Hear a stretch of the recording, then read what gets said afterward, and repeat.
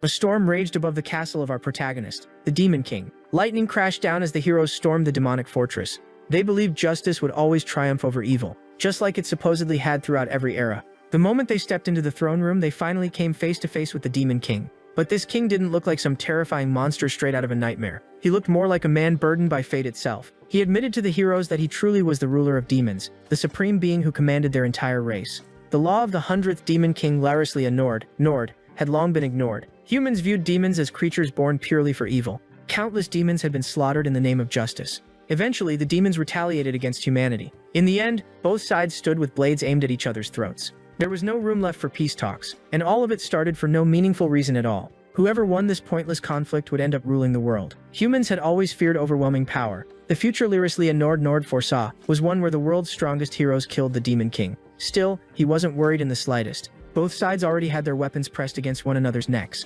Conversation no longer mattered, especially before a Demon King who possessed absolute power. The heroes gained their strength by overcoming the trials of the spirit gods, and both sides still had hidden cards to play. The battle became brutally intense, but justice prevailed in the end. That had always been history's favorite script, which was exactly why the heroes attacked the Demon King without hesitation. At that moment, he realized these heroes had come fully prepared. Their party included a master swordsman, a saint, and an archmage.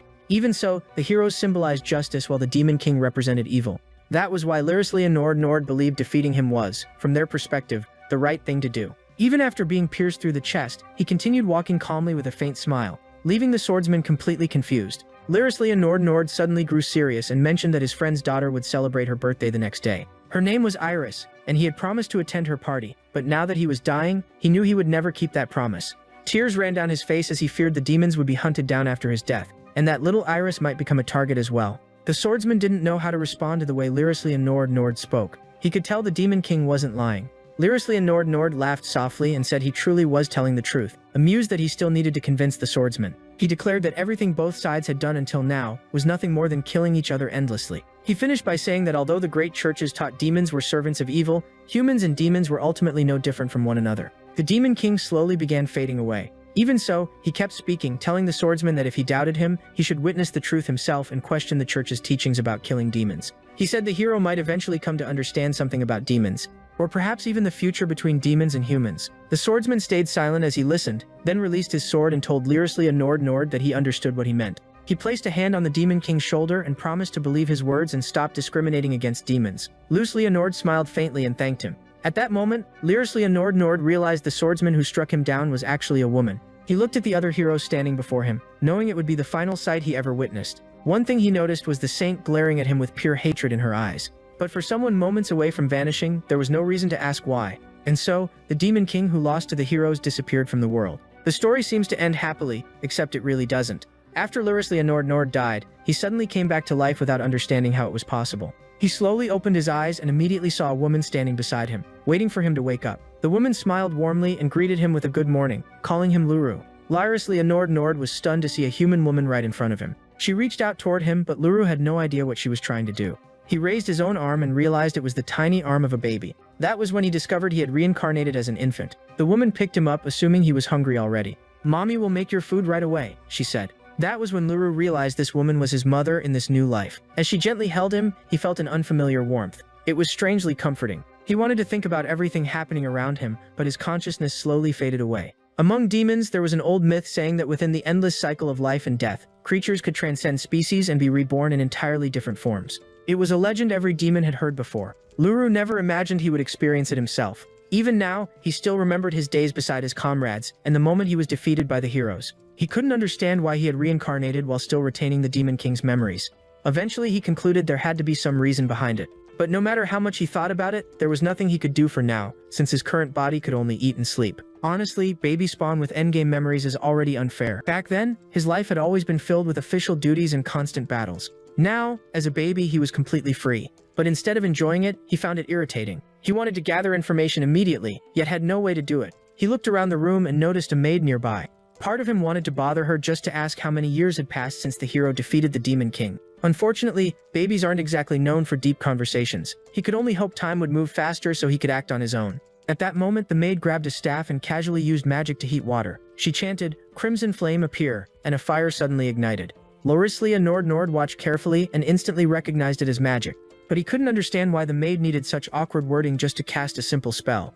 To him, basic magic shouldn't require chance or tools at all. That realization made him uneasy because he planned to use magic himself in this new body. He wondered how much magical energy he currently possessed, though he was certain humans naturally had far less mana than demons. Lyrically ignored, Nord clenched his fists, and magical energy suddenly wrapped around his body. He tried not to get his hopes up, but that overwhelming amount of mana felt incredibly familiar. He soon realized that not only had his memories remained intact, but his magical power had followed him as well. After activating it, he felt the same overwhelming presence he once had as the Demon King, though he still couldn't control the flow as smoothly as before. He assumed it was because he was now human, or simply because his body was still underdeveloped. But with proper training, he believed his current magic would become more than enough. Eventually, the maid left the room, leaving him completely alone. Without power, he would end up destroyed just like in his previous life. But for now, being a baby at least meant nobody would disturb him while he slept. He was convinced he could train without regrets despite his weak body. 7 years later, Luru was inside a library. At that moment, he was using magic. With a simple movement of his fingers, he stacked several books together. The books lined themselves up perfectly without a single mistake. Luru, now a 7-year-old boy, was honestly a little worried, but he was still happy he had regained the ability to use magic to some extent. He even believed he might already be capable of large-scale spells, but the power was so dangerous it could wipe out an entire village, so he couldn't risk testing it. Yeah, accidental village deletion would be a rough conversation. Besides his magic, he had also learned many things since the day the hero defeated him. Several thousand years had passed since then. No wonder everything felt completely different to him now. As he stared out the window, his mother walked into the room and smiled after noticing him reading ancient demon myths again. She already knew Luru kept rereading the same book over and over, and Luru admitted he simply found the legends fascinating. The ancient demons who once fought humanity in war. Now those demons were treated as little more than questionable myths. Luru really loves books, huh? Maybe this is just the phase where he gets obsessed with fantasy stories, his mother said while ruffling his hair. Luru simply smiled in response, knowing nobody would believe ancient demons ever truly existed. Still, he believed some survivors from that era were probably still alive somewhere. Demons possessed far greater life force and much longer lifespans than humans. Maybe only a few remained. Luru believed he could find them if he searched the world, but as a 7-year-old, he couldn't even leave the village yet. His mother then told him that his father, Patrick Caddis Nora, would be returning home soon. She had received a letter saying her husband would arrive in about 2 weeks, and she hoped Patrick Caddis Nora would bring more books back for Luru to read. Patrick Caddis Nora was a swordsmanship instructor for the Knights of the Kingdom of Leonard, and also the Lord of Caddis Nora village.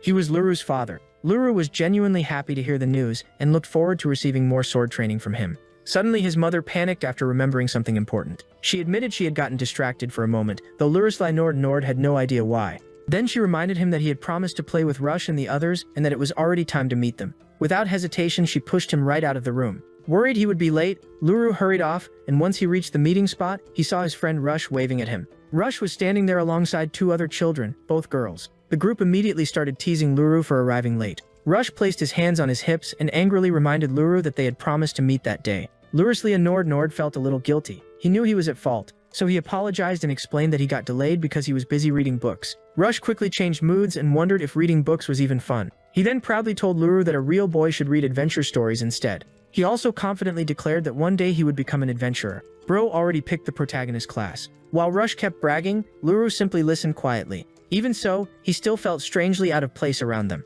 May suddenly interrupted, pointing out that Rush dreamed of becoming an adventurer despite failing Patrick Caddis Nora's swordsmanship test. Rush immediately complained that she was being way too harsh. At the same time, he wondered when he and his family would finally be able to leave the village. Luru grew slightly annoyed listening to them argue, while their other friend Yuri agreed that May had gone a little too far. She believed having dreams was important, which was why she let Rush keep chasing his goal of becoming an adventurer. Rush and May immediately started arguing while Yuri tried to calm them down, but neither of them listened. These 3 had been Luru's childhood friends ever since his reincarnation. Both girls secretly had feelings for Rush, so they didn't want him leaving the village, but Rush was completely oblivious to it. Maybe he truly had no clue, but watching the whole situation amused Luru a little. Anyway, Rush, didn't you say something special was happening today? Luru asked with his arms crossed. You looked pretty excited about it too. Rush and May stopped arguing, and Rush turned toward Luru with a grin. Today's the day. They're finally coming. Real adventurers, he declared. The other 3 were stunned after hearing that. Luru pointed out that Rush had mentioned adventurers occasionally passed through the village before. Rush quickly replied that the people Yuri talked about were just ordinary merchants. The ones he meant now were high-level adventurers,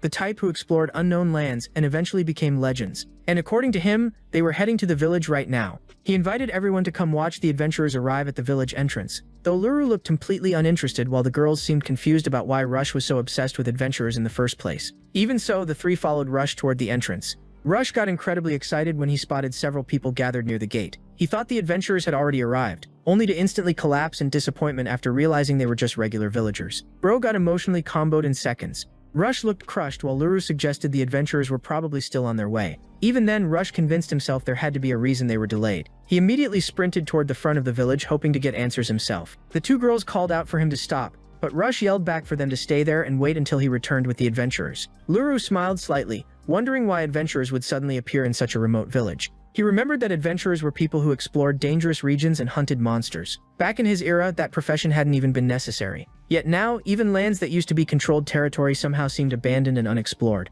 He assumed it might simply be the result of time passing, though another thought still lingered in his mind. His train of thought was suddenly interrupted when he heard someone scream. What shocked him was seeing a monster appear out of nowhere and charge directly toward Rush. The moment he saw it, Luru instantly activated his magical power. He assumed the creature had come from the nearby forest. He was about to attack the monster himself and save Rush, but then he froze after sensing another spell being cast by someone else. It came from an elf who unleashed a spell called Demon King Venus Vortex, trapping the monster as it lunged toward Rush. At the same time, a warrior leaped down from above with full intent to kill the creature. The warrior remained unbelievably calm and even smiled in the middle of the chaos. He then sliced through the monster with his massive sword, spraying blood everywhere. Luru witnessed the entire scene clearly. For once, he was left speechless. Meanwhile, the warrior stood protectively in front of Rush, who was now sitting frozen on the ground after nearly becoming monster food. The monster disappeared moments later after being instantly killed by the warrior. The warrior stood up and got Rush's attention just to ask whether he had been hurt anywhere. Rush stared at him in shock after realizing the hunter standing before him was a real adventurer.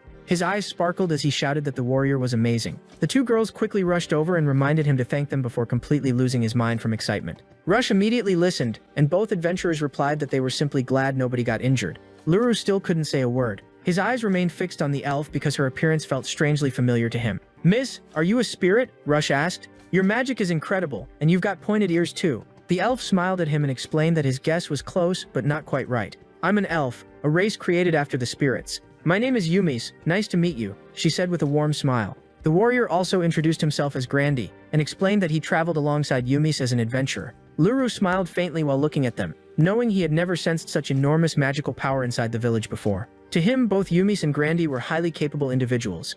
Yumis noticed how much Rush admired adventurers, so she mentioned that many children dreamed of becoming one someday. She then asked Rush if he truly wanted to become an adventurer. Rush answered immediately without even hesitating. He even raised his hand and shouted that he wanted to become a real adventurer one day. Yumis proudly declared that she had been right about him. Meanwhile, Grandy laughed after seeing a kid who admired adventurers so much. He ruffled Rush's hair and told him he wouldn't call the dream impossible, but only if Rush trained seriously and truly committed himself to it. He also warned the boy that becoming an adventurer without proper skills would only get him killed.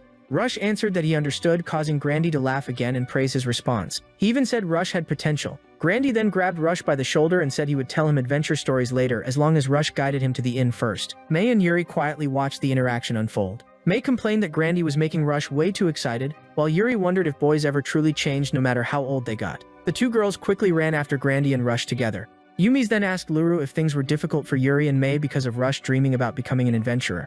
With his arms crossed, Luru casually answered that it was just a classic love triangle. "Oh? And you're not part of some love square yourself?" Yumis teased. Luru looked at her in confusion before calmly replying that he was only an observer. To Yumis, Luru seemed unusually mature, while the two girls felt adorable in comparison. She even told him he should claim his territory already. But to Luru, that advice definitely wasn't something you should tell a child. He smiled at Yumis and confidently said it was way more entertaining to simply watch the three of them stuck in that love triangle. Yumis became curious because Luru genuinely acted more like an adult than a child. She eventually took back her earlier comment and told Luru he had terrible taste instead. Luru replied that her words were harsh, but still offered to guide her to the inn since she and Grandy were probably exhausted by now. Yumis admitted she really was tired because they had been attacked by monsters on the way to the village. She also felt relieved that at least one kid in the village was showing her proper hospitality. Meanwhile, everyone headed to a tavern for drinks.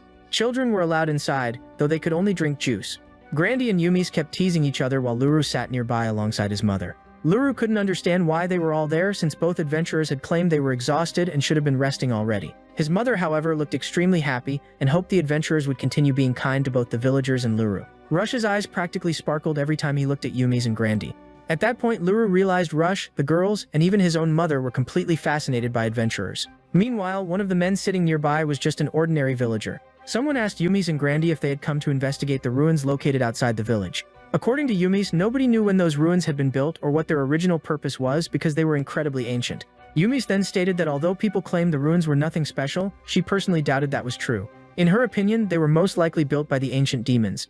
Luru was surprised the moment he heard the word demons, because it was the first time anyone had mentioned them since his reincarnation in the village. Yumi stood confidently while sharing her theory with everyone, as if discovering something like that would be easy. Still, even if someone did find evidence, there would be no way to confirm the ruins actually belonged to the ancient demons. Grandy agreed with that point, which immediately annoyed Yumi's. Luru smiled slightly because he actually agreed with Grandy too. He knew ruins could exist literally anywhere. At the same time, he himself could identify ruins connected to the ancient demons with a single glance, though proving it was another matter entirely. Besides, demons now existed only as myths in people's minds. May raised her hand and asked Grandy if adventurers always investigated ruins. Grandy answered that they usually didn't and explained that most of his work involved hunting monsters instead. According to him, exploring ruins and joining tournaments were simply hobbies. This time they had only come because Yumi's wanted to visit the area, and because she enjoyed participating in tournaments. He proudly stated that he joined whenever he got the chance. Luru quietly wondered if that wasn't exactly the point of being an adventurer in the first place.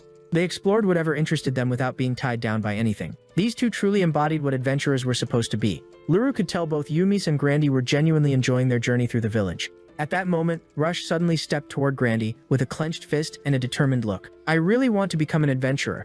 I needed help earlier, but I'll work harder and improve my sword skills. So please, accept me as your apprentice," Rush pleaded. But Grandy immediately refused him. Rush nearly burst into tears because he never expected Grandy to reject him. Grandy then explained that being an adventurer wasn't all exciting jobs and heroic moments, especially at the beginning. There were countless difficult tasks too, and he wasn't capable of taking care of Rush until he officially became an adventurer himself. Since Grandy clearly didn't want to accept him as an apprentice right away, Rush quickly changed his request. He asked if he could become Grandy's apprentice after becoming an adventurer on his own first. Suddenly, Grandy burst out laughing and said he had no choice anymore. Since Rush was that persistent, Grandy finally agreed. "When that day comes, I'll become your master. Though I can't promise I'll teach you much," he added. Rush froze in shock before immediately thanking him. Meanwhile, Luro smiled while watching the exchange, thinking Grandy was surprisingly skilled at negotiating. At the same time, Luro's mother looked happy seeing how excited Rush was, though she wasn't entirely convinced Rush's condition of, "if I become one," was actually reassuring. Luro, however, was certain Rush would be fine because his father had often said the boy possessed real talent.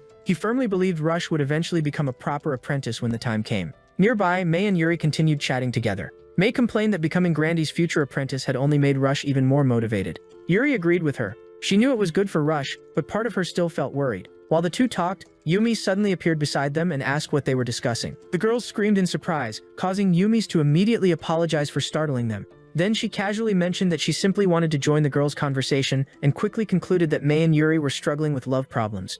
Yuri and May were completely shocked after hearing that. Both of them instantly denied it and claimed they were only worried because Rush was so clumsy. Yumi's laughed because she had never mentioned anyone's name in the first place. She then looked at Rush and said she was sure he would achieve his dream someday. After that, she asked the girls if they could really stay behind in the village and simply watch Rush leave when that day finally came. The two girls immediately fell silent, unable to answer her question. Luckily, the tavern owner clapped his hands and announced that it was already late, which meant all the children had to head home. The kids shouted in protest, but there was no arguing against that decision. Luru and his mother also stood up to leave, but before walking out, Luru glanced at Grandy and Yumi's, thinking the two adventurers were surprisingly interesting. He hoped he would get the chance to hear more stories from them later. The adventurers waved goodbye to the children while the three kids clearly didn't want to leave, though their parents were already dragging them home.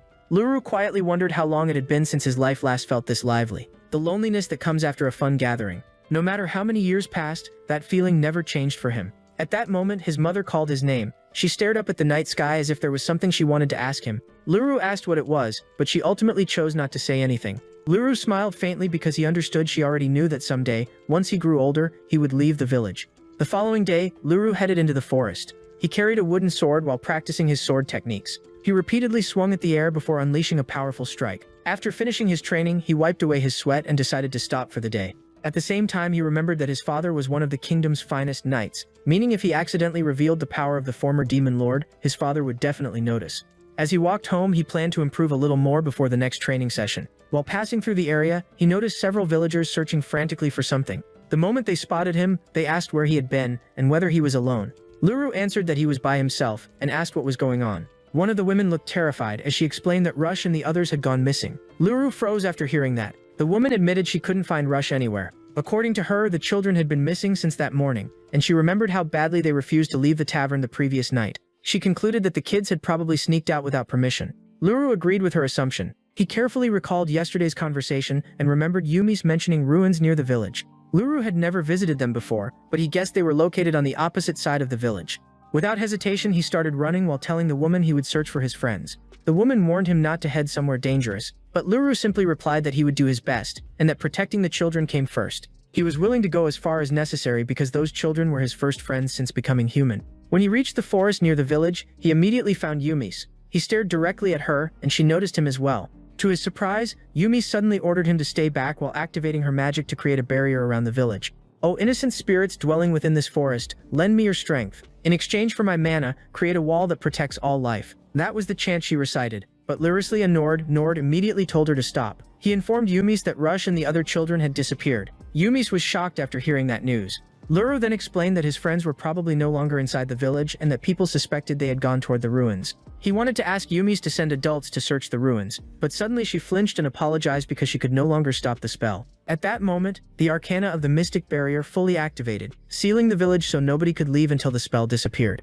Luru shouted, "What?" after realizing she had truly activated it. Yumis told him he needed to understand because protecting the villagers was her priority. She was about to explain further when something suddenly interrupted them. It was a magical machine, and according to Yumis, those creatures had emerged from the ruins. Several more of the machines were already flying toward the village. That was why she had rushed there to activate the barrier in the first place. After seeing everything unfold, Luru realized the situation was becoming serious. He also figured out that the legs of those magical machines were essentially magical cannons. On top of that, he recognized them as weapons originally created by demons for killing humans. The magical machines immediately began attacking the village, but thanks to Yumis's barrier, everyone remained safe, though the villagers were terrified as expected. One thing Luru feared was the possibility that these creatures could fly toward nearby villages and cities to slaughter defenseless people. As Yumis explained, the ruins themselves hadn't seemed unusual at first while they were preparing to return to the village. Then suddenly, the walls of the ruins collapsed, and Grandy was likely still fighting the giant magical machine there. From everything she described, Lyrislia Nord became certain the magical machines had originally been sealed inside the ruins. Someone had clearly prepared that place for them.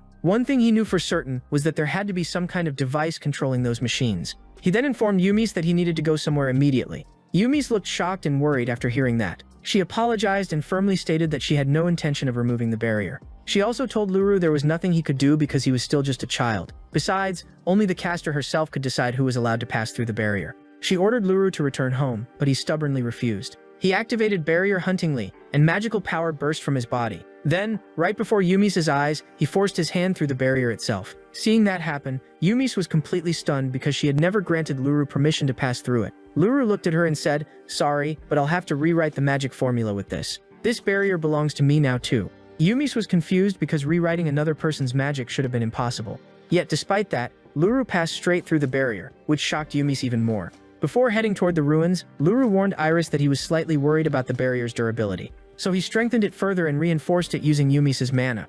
On top of that, Yumis herself could no longer leave the barrier now. He also adjusted the same conditions for crossing it in case Rush and the others returned safely. Luru asked Yumis to take care of his friends for him. "I'm counting on you.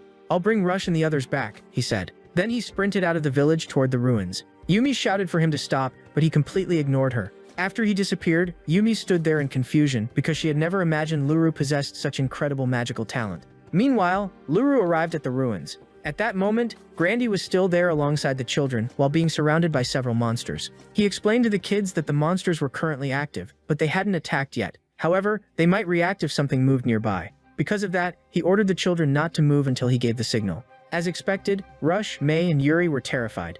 Grandy admitted that in the current situation, there wasn't much he could do. Suddenly, Luru appeared and called out to Grandy. Grandy looked shocked after seeing him there. He immediately asked why Luru had come and what happened to Yumis.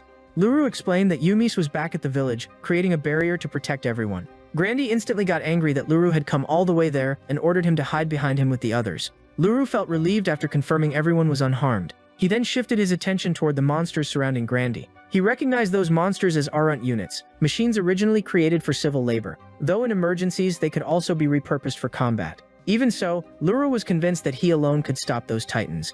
Besides, he had no intention of backing off and forcing Grandy to fight alone. The abyss cannons flying toward the village possessed terrifying attack accuracy. Luru concluded these titans likely served the same purpose and could strike targets from long range. He started walking toward the Titans while Grandy repeatedly told him to stop. But Luru ignored him completely, even while Grandy practically begged him to come back. His friends also panicked and begged him to stop because the Titans were dangerous. Luru glanced back at them briefly and calmly assured them there was nothing to worry about. He also told Grandy he was counting on him. As he approached the monsters, the Titan's eyes suddenly lit up. The moment he noticed that, Luru remained perfectly calm. He stopped walking and waited for the Titans to attack him, but nothing happened. The monsters simply stared at him. Luru then declared that he had discovered their limit. He concluded that as long as nobody approached the ruins themselves, the Titans wouldn't attack.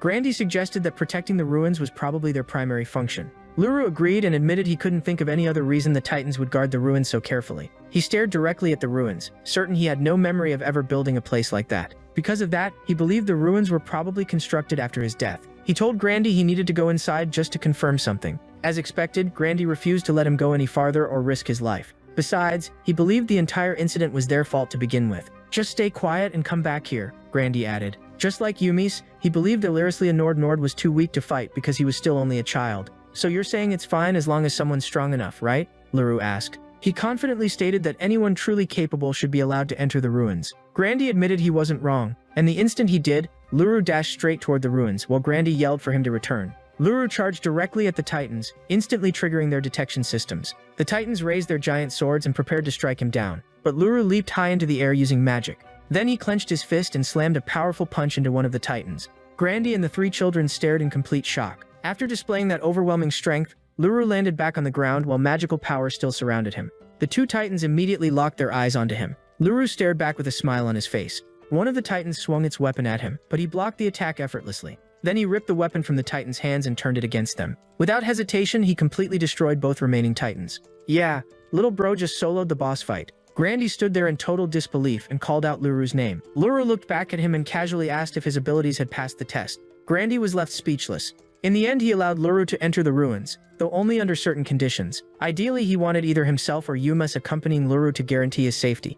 According to Grandy, the ruins were an important discovery, so letting only a child investigate them would be a serious problem. For now, he planned to escort the other three children back to the village before returning to the ruins as quickly as possible. He also asked Luru not to go any deeper if he managed to stop the machines inside. Grandy then gave Luru two options: either return to the village with him immediately or wait there until he came back. Luru answered that it was fine for Grandy to escort the children first. Afterward, he told his friends to stay safe on their way home. Rush promised him they would and admitted he understood why they couldn't follow Luru. Meanwhile, May confessed they had caused everyone trouble and apologized again while asking Luru to be careful too. After that, they left the ruins while Luru waved goodbye to them. Once Grandy and the children disappeared from sight, Luru turned back toward the entrance and decided to wait for Grandy inside. When he entered, he found the machine responsible for controlling the units roaming around the village. He tried operating it to gather information and discovered there were no more long-range attack machines remaining. Apparently, the machines outside the ruins existed purely for defense purposes. From that, he concluded the ruins may have been built to preserve something important. There also seemed to be a massive chamber located deeper within the ruins. Luru wanted to check it immediately, but then he remembered Grandy had asked him to wait. He had given his word and didn't want to break that promise. So he leaned against the wall in the hallway while waiting for Grandy to return. The sounds echoing through the ruins suddenly reminded him of a similar building from his previous life, where he used to stand surrounded by countless companions. Back then, everyone, including him, was full of energy. The memory made him feel lonely. Thankfully, Grandy soon returned and called out to him. Grandy apologized for being late and noticed the sadness in Luru's eyes. Luru gave a faint smile and lied, saying he was fine. Then he stood up and claimed the ruins were just a little cold. That was why he had been leaning against the wall for a while. Grandy agreed since they were still underground after all. This time, Luru asked whether the magical machinery had already been shut down. Grandy happily confirmed that everything had been disabled perfectly. He knew it was all thanks to Luru, so he asked how he managed to do it. Luru lied again and casually said he had only touched random things. Grandy then reminded him that Yumas was furious about him tampering with her barrier spell. Luru answered that it wasn't a big deal because he could simply rewrite the spell. "Do you even realize how difficult spell rewriting is?" Grandy asked. "Even a skilled archmage would need several minutes. Yumas is a first-class mage, you know." Luru listened quietly, though he genuinely believed rewriting the spell should have been much easier for Yumas since the barrier belonged to her. That made him wonder whether spell rewriting techniques had been lost over time. "Anyway, I'll remove the barrier once we return to the village. More importantly, it looks like there's another chamber ahead. Let's check it out." A few minutes later, they arrived at the room. Luru noted that the door was enormous and covered in strange colored markings. The two stood there for a moment, wondering if this was the deepest part of the ruins. Grandy tried forcing the door open but struggled because it refused to budge. According to him, ruin doors only opened when specific conditions were met. He then suggested there might have been something inside the earlier machine connected to opening the door. But as far as Luru remembered, there was no such function. Besides, going all the way back would be a pain. He touched the door while mentioning there might be another way to open it. The moment his hand made contact, he felt magical energy react and a confirmation signal activated around him. Then a voice echoed through the room, declaring that the person standing outside the door, Luru, matched the identity of Lurislia Nord, the king of the 100 demons. "Would you like to release the lock?" the voice asked. Luru froze after realizing the door had recognized him as the Demon King. He immediately ordered it to open and the voice replied, "Roger." The red diamond-shaped device above the door began glowing while the center mechanism rotated. The giant door slowly opened wide, leaving both of them unsure whether they should step inside immediately. "Shall we?" Luru asked. Grandy nodded and answered, "Yeah." The two stepped forward, but the instant Luru saw what was inside, he became speechless.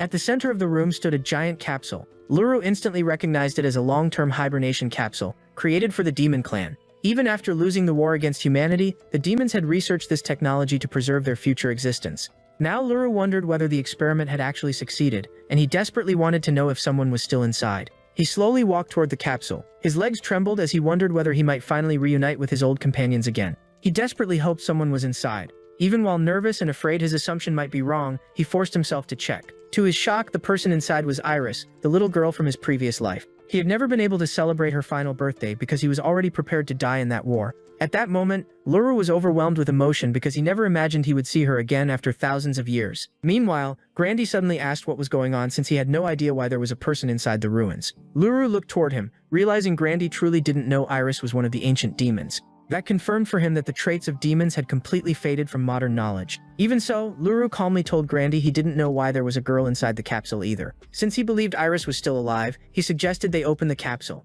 Grandy looked confused and immediately asked how they were supposed to open it. Luru stayed silent for a moment. He remembered that the room's door had opened because of him. Thinking it through, he figured the same method should work again. He stretched out his hand, and the moment he touched the capsule, a red key materialized before him. Then a mechanical voice detected the hibernation device and asked Luru whether he wanted to terminate the process. Luru immediately replied, "Stop. Prioritize the life inside first," and the capsule began to open slowly. Grandy smiled as he realized the small girl inside was still alive. Luru smiled as well when he noticed the same thing. He was left speechless as he looked at Iris, never expecting to see her again. His comrade Bus was Iris's father, and he had witnessed how happy Bus was because of her existence. Iris showed no emotion. Whenever Bus treated her kindly, her mood would shift the moment she saw Luru. As the capsule fully opened, it became clear that Iris's body had not changed at all. Iris opened her eyes and saw both Grandy and Luru, but instantly activated her demonic power, making Grandy assume she was dangerous. Grandy warned Luru, but it was already too late, as Iris attacked and sent him flying. "What are you doing?" Luru asked.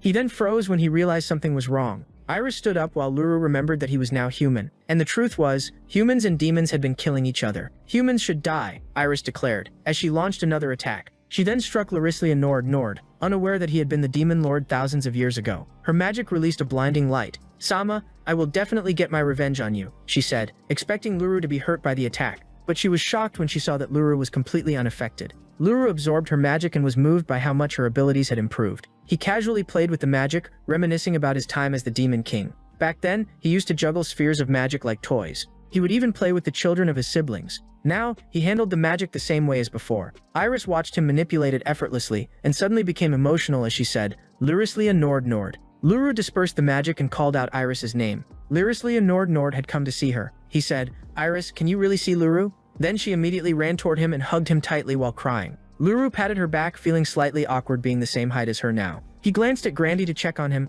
only to notice that he had passed out. He smiled in relief, realizing Grandy had only lost consciousness, but part of him remained concerned, knowing the magical beam Iris used earlier was nearly as strong as the soldiers, and he was certain that Iris's magic had not been this developed before. But now, the difference was enormous. Iris kept crying uncontrollably. Then she felt embarrassed when she noticed Luru laughing. "You're terrible. I was preparing to take revenge on you this whole time," she said. Luru kept laughing and asked why she wanted revenge on him. Iris suddenly grew uneasy as she noticed changes in Luru, trying to make sense of it. She asked why he spoke differently and why he was in someone else's body. She then concluded that he might be hiding after his battle with the heroes. Yeah, her brain was doing overtime. Luru told her to calm down so he could explain everything slowly. Iris realized she had been asking too many questions. She apologized, knowing he couldn't answer properly if she kept interrupting him. She first wanted to know if the man who had been with Luru was still okay after being thrown away by her magic. Luru told her that the man was Grandy and that he was still alive. Iris asked if Grandy was someone close to Luru, clearly worried since she had hurt his companion. On top of that, she hadn't known from the start that Luru was the Demon King. Lurislia Nord explained that he had only recently met Grandy, but believed him to be a kind person. He also suggested they could simply say it was an unfortunate accident that caused Grandy to pass out. Iris was impressed and said it was brilliant that he came up with that so quickly. Guru turned away, remarking that it would be inconvenient if Grandy woke up. He then sat down and asked Iris to sit beside him so they could talk before Grandy regained consciousness. He had many questions and hoped she could answer them all. Iris smiled and said she would gladly respond. She sat next to Luru while he wondered which topic they should start with. He expected it would be difficult for her to accept that he was the Demon King now. But Iris immediately said he was wrong. She said that Jazz was Sama and that she had no doubts about Luru at all. Luru asked how she could be so sure he was the Demon King. She smiled and replied that she was certain because of how he manipulated the magic bullets earlier, something only the Demon King could do, especially among non-evil demons. "You're saying even Mong couldn't do that?" Luru asked. Iris shook her head and said her father wasn't very skilled at controlling magic like that. Luru realized she was right. He then mentioned that Grandpa Mitos might be able to do it, but Iris disagreed again, saying Grandpa Mitos had no interest in anything beyond his research. As Luru recalled his past and the people from his world, a wave of sadness hit him. Tears began to fall as he dismissed it as a simple memory. Yet deep down, he knew his people had always been like that, right? Now he could admit he cared about his siblings more than he once thought. He grew visibly downcast, and Iris noticed immediately. She apologized, assuming she had brought up something painful. Luru shook his head and said that wasn't the case, explaining that just hearing Iris mention his past and those memories actually made him happy. He took a deep breath and said he finally felt at ease, though his body was now undeniably human. "Also, your age, what is really going on?" Iris asked. Luru was completely at a loss. He had no idea how to explain everything to her. As far as he knew, Iris was not the kind of demon who hated humans, but her earlier reaction said otherwise. She had clearly been furious at them. He concluded that the girl simply couldn't accept reality yet. Clenching his hands, he called out Iris's name with determination. He then revealed the truth without hesitation, saying he had been reincarnated. Of course, Iris was left speechless. She quickly reasoned that after his death, he had been reborn in a human body after a long time had passed. Luru confirmed she was right, and explained that his current life included a human father and mother, who were kind and caring. Iris was stunned, then she admitted she felt relieved after hearing that. She smiled brightly, saying Luru seemed content living as a human now. Because of that, she concluded there was no longer any reason to treat humanity as enemies. According to her, everything she had done was for Luru's sake, though she admitted things had gotten quite violent. Hearing that, Luru had no words.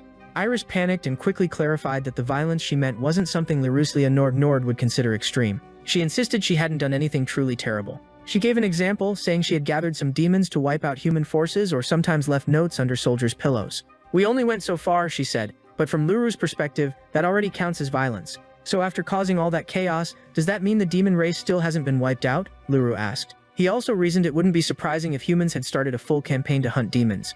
Iris then remembered the campaign he mentioned. That campaign had been organized under the authority of the church. If it had continued, the demons would have been completely eradicated. Luru was shocked and asked if the campaign hadn't gone on. Humanity had united through hatred toward demons, so stopping midway made no sense to him. Iris honestly replied that it wasn't so much that it stopped, but that it couldn't continue. According to Iris, humanity had split into two factions. One followed the church's banner, while the other stood under the hero who defeated Lyreslia Nord. Luru became even more confused, thinking the hero had truly fulfilled her promise.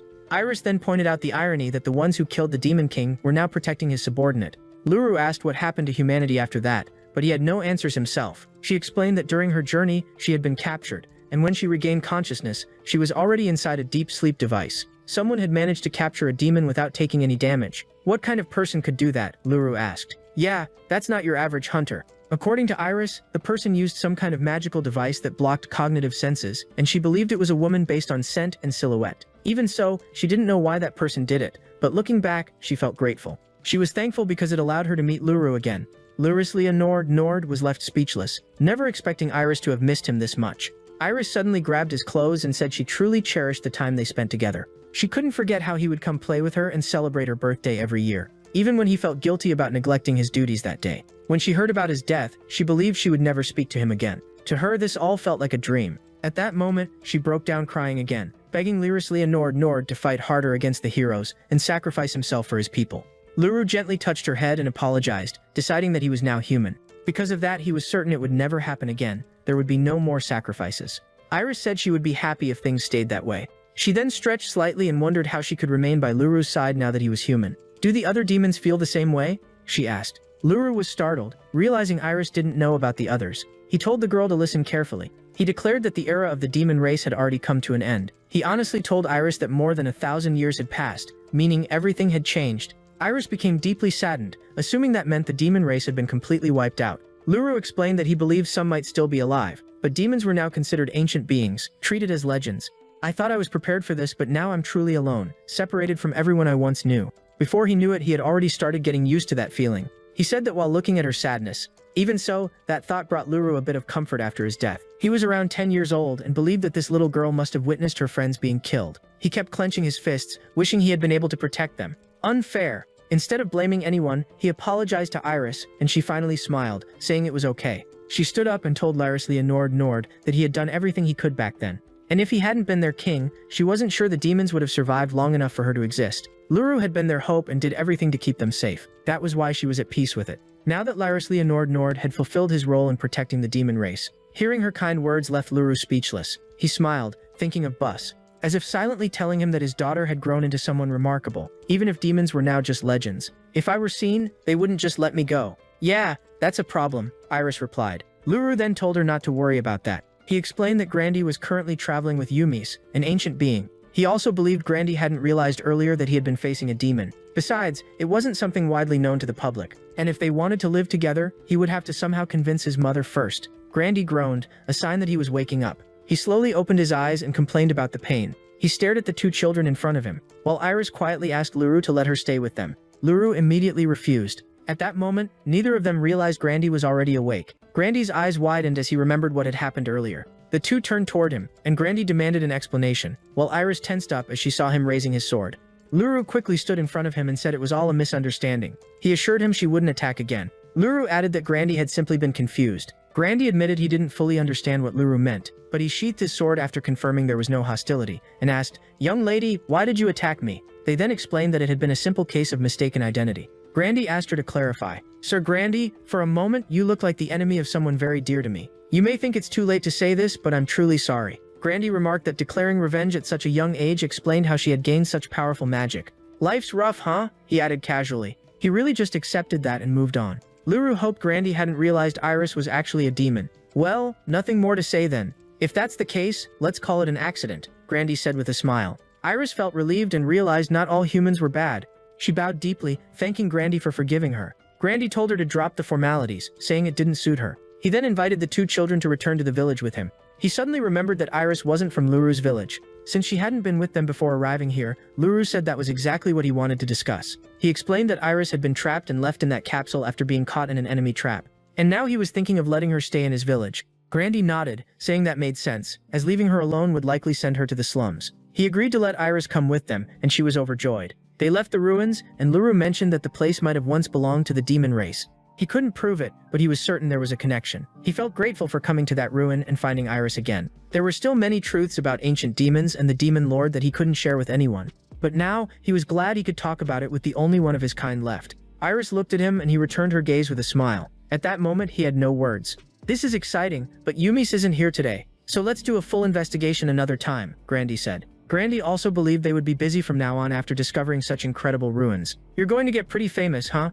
I'm kind of jealous," Grandy joked. Luru replied, "What are you talking about? You'll be busy too, you know." Grandy answered in a way that confused both Luru and Iris. He then said Luru should also get credit, since he explored the ruins alongside him. Nord replied that no one would believe it, since he was just a 7-year-old kid. "What do you mean? Anyone would believe it. How could I not spread the word in style?" Grandy said proudly. Luru smiled at that, while Iris was surprised, never expecting humans to be this kind. Luru then grew uneasy when he heard Grandy mention it, realizing he might also talk about how Luru handled the barrier earlier. Grandy even brought up how bad his and Yumi's drinking habits were. Luru paused for a moment, thinking that he didn't want to live in hiding anymore. He also didn't want to be exposed as some kind of demon lord and didn't care about being recognized for his abilities. He realized that standing out too much and getting involved would only bring trouble. After thinking for a while, Grandy told him he had only been joking about spreading the story. But if Nord wanted to claim the achievement, he would gladly make it known. Still, he believed Luru wouldn't want that to happen. So he told Nord to relax and promised to keep quiet for now.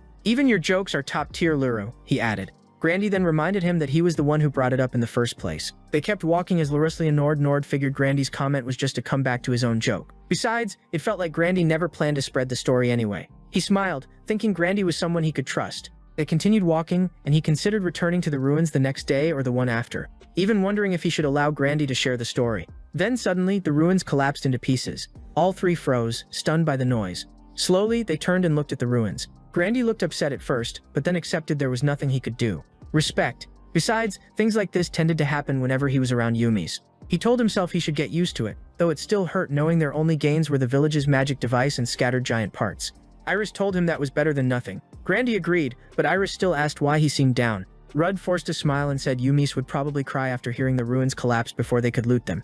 Yeah, that's one way to ruin the plan. They decided to drop it and head back to the village. As they got closer, Luru grew nervous, knowing he'd soon face Yumi's. Both the structure and efficiency of Yumi's magic were incredible, and she had completely rewritten his proud barrier. He assumed she was likely inside it, and he was right. Yumi's was already waiting for them. The moment Luru saw the elf, his nerves spiked. Something about her aura felt different, and she was glaring at him with clear anger. Just as he was about to explain, she cut him off, angrily calling him an idiot and shouting that he went off alone without listening. She questioned why he altered the spell formulas and demanded to know the purpose of the final barrier. He glanced at Grandy and Iris for help, but Grandy just shook his head and said once Yumi's starts, there's no stopping her. Iris simply smiled, looking oddly nostalgic watching him get scolded. Yumis raised her voice, asking if he was even listening and what would have happened if he had been surrounded by machines outside the barrier. She shouted that in such a situation, no one could have saved him, continuing her lecture until he grew dizzy and slowly collapsed. Minutes later, Yumis calmed down and asked if he understood.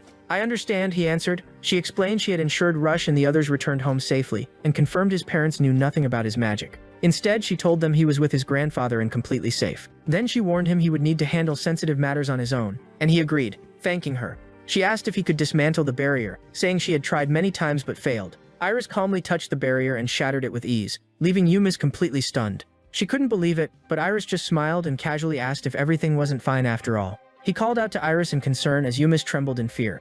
Iris explained that Yumis had gone too far with the scolding, so as her subordinate, she only wanted a little payback. He said she could have just stopped Yumis earlier, but Iris replied that she understood why Yumis was angry and wouldn't interfere. Grandy then pointed out that a lot had happened that day, and suggested they wrap things up and regroup tomorrow. He told Yumis he would escort everyone back, so she should return to the inn. Iris agreed, though she kept staring at Iris. Then she pointed at both of them, and said they would explain everything properly later. The next day, she stepped away, and Grandy told him to lead the way. Not long after, they arrived at Luru's house, where his mother was waiting outside. He froze when he saw her standing there, staring at him with a blank expression. She asked where he had been, and he replied that he had just gone to the ruins. Suddenly, she slapped him. He stayed calm, simply looking at her. As she broke into tears, she approached him, dropped to her knees, and hugged him tightly, trembling. She asked if he understood how worried she had been. I messed up, but I had to go, he admitted. He knew that himself. She was surprised by his honesty and smiled, realizing it couldn't have been avoided. Then she turned to the grandfather and asked if he had been helpful. The grandfather answered that he definitely had, explaining that the ruins' magic machine had been on the verge of attacking the village. If Luru hadn't stopped it, the village would likely have been in serious danger. Hearing that, she felt relieved and wondered if it was because Luru had trained in martial arts under Patrick Cadis Nora. Grandy, however, knew better than to say anything. Luru's mother then noticed Iris and asked who she was. She questioned whether it was true that Iris wasn't from the village. Iris greeted her politely and introduced herself. She explained that due to certain events, she had been asleep inside the ruins and was rescued by them. Luru's mother stood up and asked what she meant by ruins. Iris explained that she had lost someone dear and, while seeking revenge, fell into an enemy trap. Many years had passed while she slept, meaning her parents were likely no longer alive. Luru's mother felt sympathy and immediately hugged her, saying that must have been incredibly painful. She couldn't believe someone so young had no one to rely on. Then she insisted that Iris should come live with them. Iris politely refused, saying she couldn't accept food and shelter after already having her life saved. Luru's mother assumed she was just being humble and dismissed her refusal. She turned to Luru and asked if she was right to think he also wanted Iris to stay with them. He paused in confusion, then said it was fine. He had planned to convince his mother anyway, but somehow things flipped on him. Now his mother, full of excitement, told Iris to become their daughter. She grabbed Iris by the shoulders and excitedly declared she would send a letter to Patrick Cadis Nora, confident he would agree instantly. Yeah, that escalated fast. Iris tried to calm her by calling her ma'am, but she rejected the term and insisted she call her mother instead. Iris was taken aback but went along with it. Luru's mother then lifted her up and happily declared that she was adorable and now officially her daughter. Iris looked at him in panic, silently asking what to do, but he simply shook his head, telling her to accept the affection. Grandy wondered if this was actually a good thing, noting that becoming the daughter of a noble wasn't easy. Grandy then said his goodbyes, mentioning he would head back to the inn. He reminded Luru to come by after breakfast the next day since he had something to discuss, adding that Iris should come along too. Luru agreed. His mother told them to go to bed early that night while holding Iris's hand. Grandy walked away, and his mother thanked him. Luru looked at the two women, unable to believe that his friend's daughter was now his sister, but he was glad everyone was safe. The next morning, he and Iris arrived at the inn. He opened the door to Grandy and Yumi's room while apologizing for being late, but was caught off guard when Yumi said they were the ones who were late. Her eyes were locked on him with a serious expression. She then asked where they should begin once everyone was seated. He asked what the discussion was about. Grandy started by asking if it was correct to assume he had modified Yumi's barrier the previous day and where he had learned such a technique. He replied that it was an extremely important secret and that he didn't mind explaining, but in exchange they would have to swear an oath right there. Yumi said she understood and swore she wouldn't tell anyone. However, when he looked at her, he saw a red line surrounding her and calmly stated that she was lying. He explained that he had cast a lie detection spell in the room. She said she hadn't felt any magical energy flow, but he simply asked if they should test it. He then asked her favorite food, and she answered meat. Then asked who her best friend was, and she said Melia. Finally, he asked what she would want to be if reborn, and she answered a bird. He then stated seriously that every answer she gave had been false from the start, and asked if he was correct, leaving her stunned. She then admitted that the spell had indeed been cast, but reassured him that she truly had no intention of spreading his secret. He asked if it was true that she still planned to tell at least someone, and she admitted that she did, since as adventurers they were obligated to report major discoveries to the guildmaster. He said he understood her position, but he couldn't reveal the truth behind those circumstances. If anything were to be shared, it would have to be under a magical contract. Grandy then told Yumis that this was exactly why he had warned her not to treat Luru like an ordinary child. Yumis asked if that had really been Grandy's impression. She explained that she hadn't spoken with him much before, and only wanted to better understand his character. She apologized for trying something like that, and he could tell she was being sincere. He asked if she still intended to report the incident, and she replied that she would try to keep it hidden as much as possible. However, if the guildmaster exercised authority, she would have no choice but to comply. She then asked if she was correct in assuming he could use contract magic, and whether he could teach it, if it could be sealed that way. She admitted she hadn't originally planned to ask, since altering magic seemed too complex to share, but if she couldn't speak about it, then she wouldn't be able to report anything anyway. Anyway, he understood her point and asked Grandy if he agreed. Grandy replied that he never intended to tell anyone from the start. He added that strictly following guild rules would be one thing, but since the expedition ended with no real gains, leaving out a small detail in the report wouldn't matter. Hearing that, he smiled, realizing they really were as carefree as he first thought. He then asked Iris if she was fine with that too, and she said yes if it made him satisfied. He raised his pinky finger and said they should form a contract. His power spread across the room as he told Yumis and Grandy he would reveal secrets about himself and Iris, and that no disclosure would be allowed. He released magical chains that wrapped around Yumis and Grandy at the same time, binding their mouths, necks, and bodies. The chains vanished, and he declared the contract complete. Then he calmly said he didn't expect them to believe him, but admitted that he and Iris were ancient demons. That revelation left Yumi stunned and Grandy shocked. Yumis asked what kind of nonsense he was talking about. Then she paused, wondering if that was even the right reaction. He replied that he wasn't sure what the normal response should be, but judging by their faces, it seemed ancient demons had become legendary figures, like those in old books. Suddenly, Yumis stood up and almost shouted, asking if that wasn't obvious, saying she had researched it herself. But ancient demons were treated as myths full of exaggerations and delusions. Then she demanded to know how he could prove it. He answered that it was difficult to explain, but said his ability to alter magic spells should already be enough proof. He asked if he was right that such a thing wasn't easy to do, leaving Yumi speechless as she sat back down, defeated, realizing it was far more complex than she thought. Grandy commented that, while he suspected Luru wasn't ordinary, hearing he was an ancient demon was on a completely different level. Yeah, that's not your average backstory. Grandy pointed out that Luru's parents were nobles of the country, so his lineage should be recorded in the family tree, yet he was claiming to be from an ancient demon race. He admitted that was a fair question, but explained that reincarnation was a concept unique to demons and hard to describe. Then he remembered something and returned to the earlier question about what they would want to be if reborn. Yumis said she remembered and confirmed it. He then asked if she understood the concept of rebirth, and she proudly said yes, describing it as something romantic where the soul cycles. He wasn't entirely sure what she meant, but he could tell she grasped the basic idea. Still, he wondered how a concept unique to demons had become known among humans, especially since demons had been defeated long ago in war. Then he said that since she understood, it would make things easier to explain. He stated that he wasn't currently an ancient demon, but had been reborn into a human body. That's why his body and even his parents were human. Both Grandy and Yumis were shocked, realizing reincarnation was real. He admitted he had died in his past life for a certain reason, and that he and Iris had already known each other, though meeting again in the ruins was pure coincidence. Grandy asked Iris if her earlier explanation about seeking revenge against an enemy had been a lie. She said it wasn't a lie at all, as she had truly lost someone important, and that person was Luru. Grandy looked at her in confusion, so she clarified.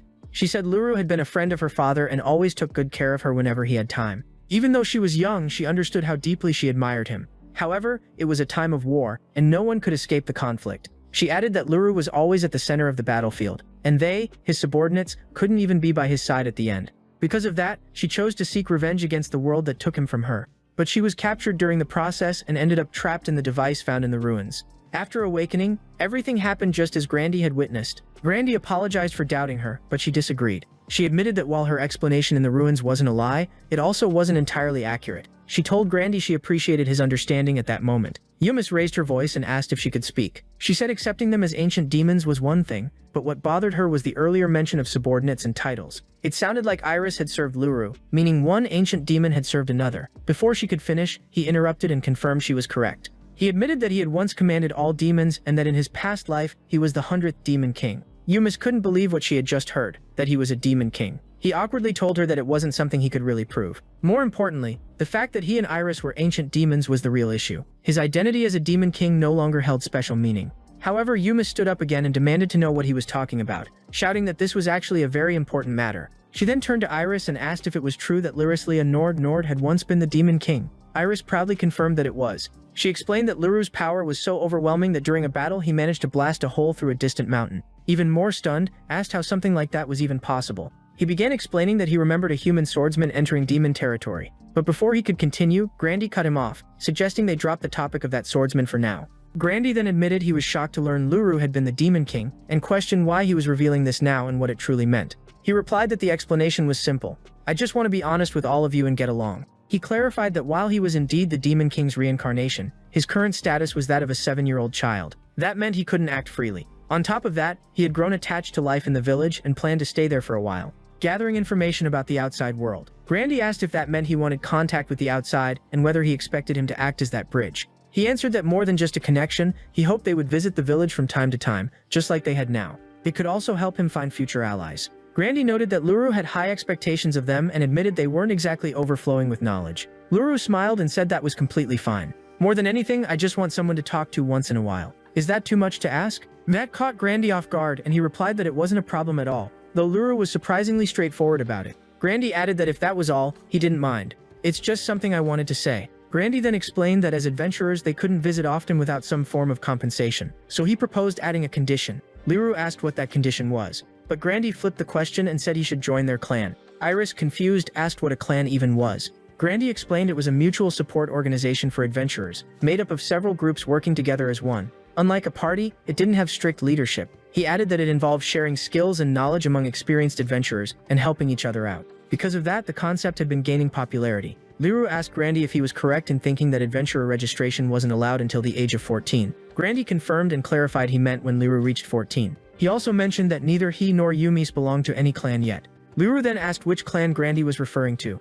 Grandy answered simply that they planned to create one. When Liru turned 14, which also surprised Yumis, Grandy then asked what Liru thought about it. Liru was surprised that Grandy would go through the effort of forming a new clan, and noticed he didn't seem to intend to use him for the clan's benefit. He realized that learning from Grandy and the others would actually be a great opportunity for him. Extending his hand, he agreed. Grandy shook his hand as Liru promised that once he turned 14 and registered as an adventurer, he would join the clan they created. That became the condition for them to keep visiting. Later, Grandy waved goodbye and assured Liru they would build an incredibly famous clan, so he should look forward to it. Yumis added that she planned to return even before then. They watched them walk away. Iris then excitedly told Liru that in 7 years, she would become an adventurer. He agreed and called out to her seriously, which surprised her. I want to find out why I was reincarnated as a human and what happened to the world after I was defeated by the hero. I want the truth. Will you come with me? She saw both him and perhaps the shadow of her old uncle in him, and answered that it would be an honor. I'll go with you wherever you go. He then said that before anything else, he needed to convince his mother and the others. She replied that if he asked sincerely, it didn't seem like it would be a problem. He agreed, knowing there had been signs.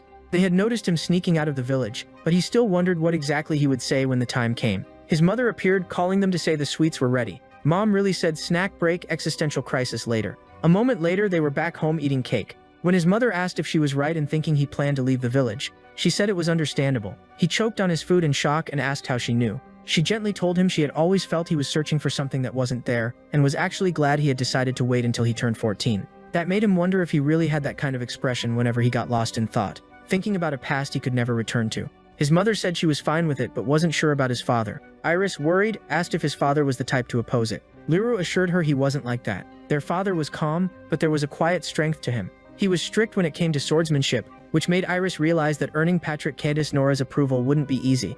His mother then asked if he would fight with a sword to convince Patrick Nora if it came to that. He responded by asking if he would really have to defeat his own father in a sword fight, admitting it would be difficult since he wasn't particularly skilled yet, meaning he would need to train. Iris looked at him and thought that in moments like that he really did seem like an ordinary child. She couldn't help but worry, wondering if he had truly grown up in that home without realizing he still carried the regrets of his past. A moment later, they were in the kitchen when Iris asked his mother if she was the one who cooked everything. She replied that she did, by choice, and even the servants enjoyed her meals. Then she handed a lunchbox to Larissly and Nord, and he thanked her as usual. She asked if she was right in assuming he would be playing with Rush and the others again that day, suggesting he introduce Iris to them. He confirmed, and she reacted cheerfully, saying that was exactly what she expected. Then she handed another lunchbox to Iris, leaving her confused. Iris offered to at least help wash the dishes, but his mother gently waved her off with a smile, saying it was fine and encouraging them to go have fun, while Iris quietly stared at the lunchbox in her hands. Soon after, outside, Liru introduced Iris to his friends and told them that Iris was now part of his family. He then explained to Iris that the 3 children were his childhood friends. As he introduced each of them, Iris realized how well he had blended into the human world. Rush stepped forward, blushing nervously, and reached out his hand to greet her. She was startled, but suddenly remembered a scene from her past where a mother shouted at her child to stay away, warning that touching a demon would bring a curse and to run at the sight of silver hair and red eyes. But Liru had told her that thousands of years had passed and things had changed. She smiled, realizing he was right. This was a completely different era. Time really said new patch update and rewrote society. Time had the power to reshape even the deepest prejudices. She accepted Rush's hand and shook it, though she grew confused when she noticed Yuri and Mei staring at her. She wondered if they held any hostility toward demons, but then reminded herself that in this era, demonic traits weren't widely recognized. And besides, she wasn't the center of attention right now. Liru broke her train of thought by asking Rush if it was true they were going to practice swordsmanship. Iris looked confused, while the 2 girls seemed slightly bothered. Rush awkwardly backed away and shouted for everyone to hurry up. Iris turned to Mei and Yuri, asking if Rush had done something wrong, and pointing out that they seemed to be staring at him. Mei and Yuri exchanged glances and stayed silent. Then Mei asked Yuri if Iris might be a bit naive. Yuri replied that Iris didn't seem to realize Rush had recovered. Mei explained that Rush had turned red because he thought Iris was pretty, and his face had completely healed. Then Yuri, now concerned, wondered what would happen if Rush actually fell in love like that, and apologized to Iris, asking her to leave him alone if she wasn't truly interested. Iris was surprised, but then smiled as she began to understand what was going on. Mei scolded her, saying it wasn't something to laugh about. She immediately apologized, explaining she hadn't meant to make fun of Rush. I just realized I might have been a bit clueless. Yuri asked if she really just called herself clueless, and Iris nodded. Then she explained that she felt sorry for Rush, but her heart already belonged to someone else. Mei and Yuri became curious and said they'd love to know who it was. Iris replied that he was a little older than her, which relieved the girls. Yeah, Rush got eliminated from the competition real quick. Then they asked how much older he was. She hesitated for a moment and said it probably wasn't just 10 or 20 years, and at that point, she wasn't even sure how to measure it anymore. The 2 girls were stunned. Then they blushed as they realized she was talking about an adult. They commented that she was surprisingly mature for her age. Mei and Yuri looked around, trying to guess which older man it could be. When they concluded it had to be either Grandy or Patrick Nora, they grabbed her hands and said it would be a difficult love, but they would support her. Iris was confused, but had no choice except to go along with it. She realized she had given a vague answer without thinking. Then she remembered that long ago, she used to have conversations like this with her old friends. Back then, she didn't know whether what she felt was simple affection or something deeper. But before she could figure it out, Liru had died. Now she could never see her old friends or her family again. She snapped out of her thoughts when someone called her. Yuri asked if something was wrong since she seemed distracted. Mei shouted for her to come with them. For a moment, she was speechless. Then she smiled and agreed. She thought to herself that these girls were her first human friends. More than anything, having Liru, the most important person in her life, nearby meant she hadn't lost everything. She made a quiet promise that this time, she would do everything she could to avoid regrets. A few minutes later, while Liru and Rush practiced swordsmanship, the 3 girls sat nearby. Watching them, Yuri commented that she had been really surprised by Liru the other day. Iris asked what she meant, and Yuri realized Iris hadn't seen it. Yuri explained that she had heard how Iris was saved from the ruins, but added that the giants from the previous week had been defeated by Liru, which Yuri confirmed. Mei assumed Liru must be strong since he was Patrick Nora's son. Yuri replied that might be part of it, but she believed it was also because Liru had been putting in effort on his own. She mentioned hearing that Larissly and Nord brought lunchboxes and trained hard every morning, which gave Iris an idea the next day in the kitchen. Iris approached his mother just as she was about to start cooking. She asked what it was, and after hesitating for a moment out of embarrassment, Iris managed to say she had a favor to ask. Midia responded enthusiastically, asking what it was, and saying a daughter's request was like a dream come true for a mother. But then Iris stammered and said it wasn't quite like that. asking if it was really okay for her to still be considered her daughter. Even though it was a bit late to ask, Midia crouched to meet her eye level and gently asked if she was worried about something like that, and if she had lost her parents. Midia then felt she should hug her and explain that before she knew it, so much time had passed. Seeing Iris like that, she truly wanted, from the bottom of her heart, to make her her daughter. That surprised Iris, since she hadn't expected Midia to feel so strongly, especially since she hadn't even shared everything yet. Midia added that she believed everyone needed someone to support them in a place they could always return to. No matter what happened, she promised Iris she genuinely wanted to give her that kind of place. She thought it might have something to do with Luru. Iris asked if that was the reason behind her feelings. Midia replied that it seemed Iris cared deeply about Luru. Maybe because when she woke up in the ruins, he was the first person she saw. She had noticed Iris seemed to have feelings for him, or at least that's what she believed. Iris then reminded Midia that she hadn't been officially adopted, which led Midia to ask if she expected to be treated like a servant. Iris said yes, but Midia simply stroked her head gently, saying that together with Luru she wanted to become a home for both of them. She thought having a family like that would be wonderful. Those words left Iris stunned, reminding her of her own family, which before she realized it, had already become something distant, something from the past. Now, Luru and his parents were slowly becoming something she cherished deeply. Iris wanted to live her life embracing that feeling. Midia was then surprised to see her crying over those painful memories, and quickly apologized for making her cry. She then reminded Iris that she still hadn't said what her favor was.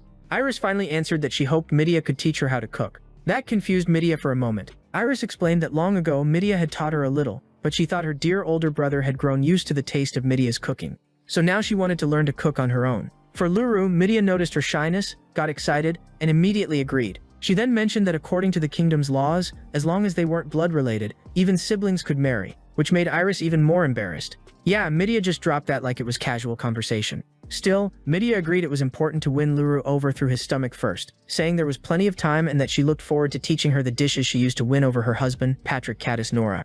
Midia then added that Larislia Nord was oddly affectionate toward Iris and wondered if having a little sister made him act that way. But Iris believed it was simply because she was the daughter of a friend. Even so, she realized the current situation worked in her favor. Iris then confidently told Midia she would do her best, making Midia cheerfully say that was the spirit she wanted to see. Minutes later, the two were busy preparing recipes together. When Iris asked how she met Patrick Caddis Nora, Midia replied that they first met about 15 years ago, when she was still working as a priestess. That surprised Iris, who asked if Midia had really been a priestess. Realizing she had never mentioned it before, Midia explained that she used to be a traveling priestess of the End Times religion. Although she didn't hold a very high rank, the religion was still one of the major organizations of that era. As a traveling priestess, she was welcomed in every town, had plenty of work, and always gave it her best. Iris commented on how unexpected that was, since priestesses were known for wielding sacred power strong enough to eliminate evil on the spot. However, she had never sensed anything like that from Midia, which made her wonder if the church had changed its practices in modern times. Midia laughed and admitted that looking back it all felt a bit embarrassing now. She recalled a time when she was traveling by carriage along a mountain path and was attacked by monsters. Despite having guards with her, the monsters were strong, and she genuinely thought she was going to die. Fortunately, Patrick Caddis Nora arrived just in time and protected her. Afterward, he looked back and asked if she was hurt. He spoke like a grumpy old man, but in that moment something sparked inside her. Right then and there, she believed she would marry that man. Iris, confused, asked why she said she would marry him instead of simply saying she wanted to. Midia laughed again and said she just knew it would happen. She asked where he was from, thanked him, and after they parted, requested a transfer to a church near where he worked. Iris was stunned by her determination. Midia added that if someone truly loves another person, they should at least do that, and that the real challenge only begins afterward. At the time, Patrick Caddis Nora, with his striking looks and reputation as a promising young noble, was extremely popular. There wasn't a single girl who didn't like him. Every day, women gathered outside the fortress where he worked, handing gifts to the guards in hopes they would reach him. But Patrick Caddis Nora was still just an ordinary knight, and he received so many items like sword belts and clothes that they no longer fit in his room. At some point, he ended up giving many of them away to other soldiers. That's why Midia chose to give him something he couldn't simply throw aside. She approached a guard and introduced herself as a woman Patrick had once helped on a mountain road. She handed over a basket, asking him to pass it along to Patrick Caddis Nora if possible. When Iris asked what it contained, Midia confirmed it was food. Patrick Caddis Nora ate it, and when the container was returned, there was a letter inside. In the letter, he thanked her and asked if she'd like to go out with him sometime. He gave Midia a gentle smile, realizing she had truly won Patrick Caddis Nora over through his stomach. He then started wondering if the same tactic would work for him. And yes, he was obviously talking about Luru. He asked if Midia thought the plan would work on him too. Midia replied that since Luru was somewhat similar to Patrick Caddis Nora, it should work. She asked Iris if that made her want to try. Iris, letting out a small laugh, admitted that it did. With renewed enthusiasm, Midia became determined to teach Iris the secret cooking techniques Luru liked.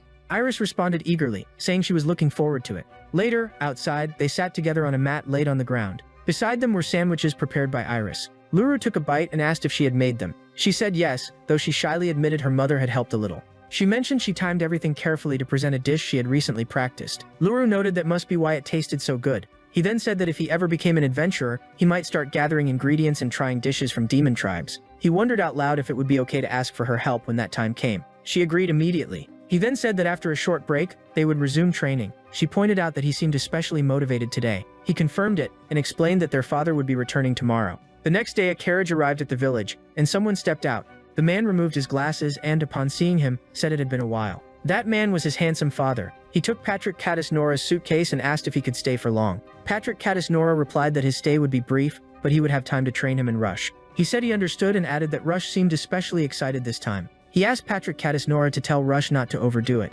which made Patrick question if something was going on. He replied that he would explain later, and that a lot had happened recently. Patrick Caddis-Nora agreed and followed, asking where Midia was. He said Midia was at home preparing lunch with Iris, which confused Patrick Caddis-Nora. Patrick Caddis-Nora remembered reading in a letter that Iris would be staying with their adopted daughter, and wondered why that was happening and whether he was okay with it. He responded that it didn't bother him at all, since Iris was polite and a good girl. Surprised by the praise, Patrick Caddis-Nora jokingly asked if Iris was his girlfriend. He replied that there was nothing like that, especially since she would become his sister. He added that Patrick Caddis-Nora didn't know, but Iris was actually the daughter of a friend. Patrick Caddis-Nora then pointed out that, according to the kingdom's laws, marriage between siblings without blood relation was not forbidden. He explained that in such cases, the usual practice was to marry first and then be adopted into the family. However, he clarified that this wasn't about legality. Patrick Caddis-Nora asked if it was fair to assume that the chances of a relationship between him and Iris were low, mentioning it seemed he saw her as a real sister. He agreed, confirming that was exactly what he meant. A few minutes later, they arrived home, where Midia, Iris, and the maids welcomed Patrick Caddis-Nora. Patrick Caddis-Nora happily announced that he was finally home, and remarked that things must have been difficult for Midia. She replied that everything had been perfectly fine. Patrick Caddis-Nora then noticed Iris and asked if she was Iris, to which she shyly confirmed. He warmly told her he had heard about her from Midia and thanked her for preparing the food. He then suggested they all go inside and talk in the dining room. Moments later, Patrick Caddis-Nora began explaining that magical tools were becoming popular in the royal capital, especially among high-ranking nobles and officials. In short, influential households used them frequently, and many were imported from abroad. His family listened to the story and concluded that asking the grandfather for help had been the right choice. He knew his father's stories were always interesting, but usually simplified for children. Besides, since Patrick Caddis-Nora was a knight of the kingdom, the more complex details weren't easy to follow. He figured there was no way he'd get to hear the deeper parts anyway. Patrick Caddis-Nora then turned to Midia and brought up what had been written in the letter. She replied gently, asking if he meant the idea of adopting Iris as their daughter, adding that it wouldn't be a bad idea since Iris was so adorable. Patrick Caddis-Nora agreed right away, and said that from what he had heard, Iris seemed kind-hearted and got along well with Luru. Iris bowed politely and thanked him for the compliment. Patrick Caddis-Nora chuckled, pointing out how well-mannered she was. He then promised to send the adoption documents once he returned to the royal capital, and Midia thanked him warmly. Luru watched his family getting along, but soon frowned, knowing he had something important to say. He told Patrick Caddis-Nora that there was something he wanted to discuss. Patrick Caddis-Nora asked what it was, and Luru confidently declared that when he turned 14, he wanted to become an adventurer. Patrick Caddis-Nora replied that it was acceptable, even though being nobles made things complicated, but it was still possible. He added that even if Luru became an adventurer, he could still inherit the family estate, and if needed, they could always adopt someone. There were options. However, he warned that the life of an adventurer was far from easy, so a challenge had to be set. Patrick Caddis-Nora gave him a condition to meet before his 14th birthday. He had to match his father's swordsmanship. Patrick Caddis-Nora, a master swordsman at the peak of his skill in the kingdom of Leonhard, locked eyes with Luru, who smiled upon seeing that fiery determination. Patrick Caddis-Nora then added that if he failed to reach that level, he would die quickly out there, even as an adventurer. Luru recognized that same intense gaze, the one he had once seen in warriors who challenged him back when he was the Demon King. He responded calmly and swore that by his 14th birthday, he would become a swordsman his father could acknowledge. Patrick Caddis-Nora, proud of his son's resolve, said he believed Luru would grow strong. Midia, laughing lightly, remarked that she would need to prepare lunch for Patrick Caddis-Nora the next day as well. He agreed cheerfully, then whispered to Luru that he was happy, and Luru could feel that sincerity. Looking down at his hand, Luru knew his swordsmanship was still lacking. His physical strength wasn't enough yet, and his control over magic had not returned to its former level. Even so, he smiled, aware that many challenges lay ahead. A few days later, at the training grounds, Rush charged forward and swung his sword at Luru, but Luru blocked it with ease and countered. However, Rush adjusted mid-motion and managed to stop the follow-up attack. Luru asked if he could keep up with that speed. Rush replied that he had improved, explaining that Patrick Nora had put him through intense training over the past few days. He noted that his quick movements had gotten better, though he still couldn't execute a proper counterattack. Luru offered to teach him and suggested they surprise Patrick Nora next time, which immediately got Rush excited. Yeah, bro, unlocked training arc mode. Meanwhile, Iris sat nearby, quietly watching them. She knew that besides practicing modern sword techniques with Rush, Luru had also been secretly training his magic at dawn. When no one was around, she reflected that even though Laruslia Nord was just as busy as when he had been the Demon King, reincarnation hadn't changed his constant involvement in something. Still, she felt happy seeing how much more content he seemed now.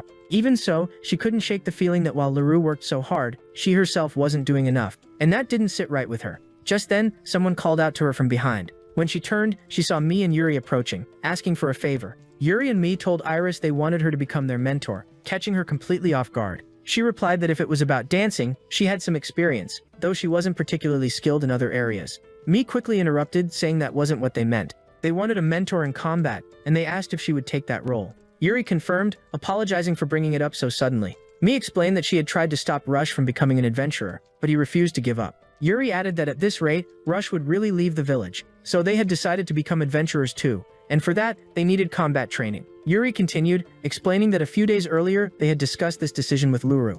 At first, Luru was surprised to hear their plan, but once they explained that it would be dangerous for Rush to go alone, he understood they wanted to stay by his side. Yuri then said that was why they wanted to train, and asked whether Luru thought Patrick Nora would help them. Luru had replied that Patrick Nora would likely train them, but instead of focusing only on swordsmanship, they should consider becoming mid-range support fighters. That suggestion caught them off guard, prompting them to ask what he meant. He explained that mid-range support referred to those who assist from behind, using magic or tactics to support frontline fighters. He added that strengthening the formation would give the frontline swordsmen more freedom to act.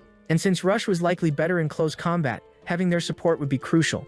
Knowing Rush well, Luru suggested they ask Iris for help. Yuri then turned to Iris, explaining that was why they had come to her, since she was knowledgeable in magic and quite strong. Iris agreed that Luru's idea was excellent. She said she didn't mind teaching them, but warned that her techniques were quite unique, and the training would likely be intense. Both Yuri and Mei agreed without hesitation, saying they were fully committed, and even claimed the harder the training, the better, which caught Iris off guard. She asked why they were willing to push themselves that far. Mei answered firmly that it was because they wanted to stay by Rush's side. She explained that whenever something caught Rush's interest, he would chase it without a second thought. Her expression turned serious as she recalled the incident with the giant at the ruins.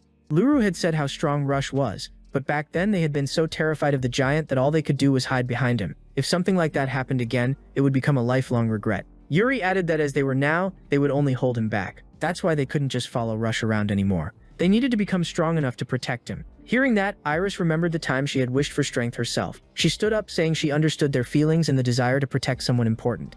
In that case, she said, there was no reason to refuse. However, she warned that since they had asked for the harshest training possible, she wouldn't go easy on them. She asked if they were truly prepared. Both Yuri and Mi were shaken by the intense red determination in her eyes, but even while trembling, they begged her to train them. Not gonna lie, that look screamed no mercy mode activated. Shortly after, Luru and Rush were wrapping up their training for the day and heading home. When Rush commented that he felt like he was finally getting the hang of it, Luru agreed but reminded him that real combat was still far ahead. He told Rush there was no need to rush and that they should rest for now. Suddenly, they heard shouting nearby.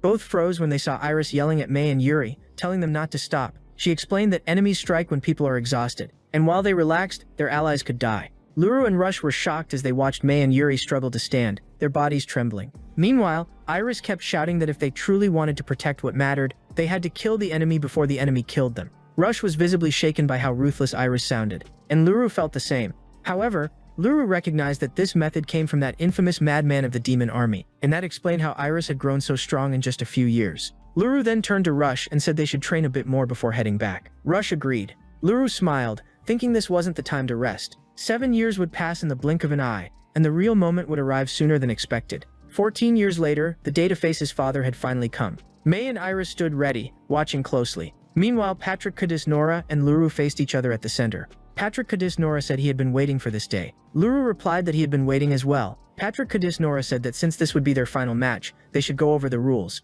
It would be a pure sword duel, with no magic allowed. He added that, even though Luraslia Nord had grown stronger, he was still a child, and brute strength would give Patrick Nora the advantage. For that reason, Patrick Nora was using a magical tool to suppress his strength, carefully adjusted so their physical abilities were equal. Luru acknowledged that, in other words, it would be a true test of skill. Patrick Nora confirmed that was exactly the intention. Luru reminded himself that the reason he had mastered modern swordsmanship was to conceal his abilities as the former Demon King, keeping them as a hidden trump card. The test would mean nothing if he relied on anything else. Then Patrick Nora commented that Luru had become strong and believed he would surpass him one day. He then asked if that was Luru's goal. Luru confirmed and added that if he surpassed him, he planned to become the next swordsmanship instructor of the Royal Knights. Patrick Nora was surprised. He had never expected to hear that from his son. He told him that if he took that role, he wouldn't need to worry about finding a successor. However, for now, he wasn't ready to give up the position, not while he still had a wife to care for. Luru replied that it was serious, but he also had a sister who had always stood by him, so he couldn't afford to lose. Patrick laughed, noting that Luru had learned to express himself well, and raised his wooden sword. He asked if they should begin. Luru agreed. Even though he had grown stronger, Luru knew his human body was still inferior to what he had as the Demon King. He focused on Patrick Nora's movements, listening to his breathing and the shifting of his muscles, but still lacked enough information to predict his father's first move. He understood that to assess him properly, he would have to attack first. He moved forward, thinking that if he initiated, Patrick Nora would likely dodge and counter. He swung his sword toward Patrick Nora's side, just as expected. Patrick Nora evaded and raised his sword for a downward strike. Luru instantly targeted the opening on Patrick Nora's side. Patrick Nora managed to block it, stepped back, praised Luru's technique, and asked why he hadn't fought like that before.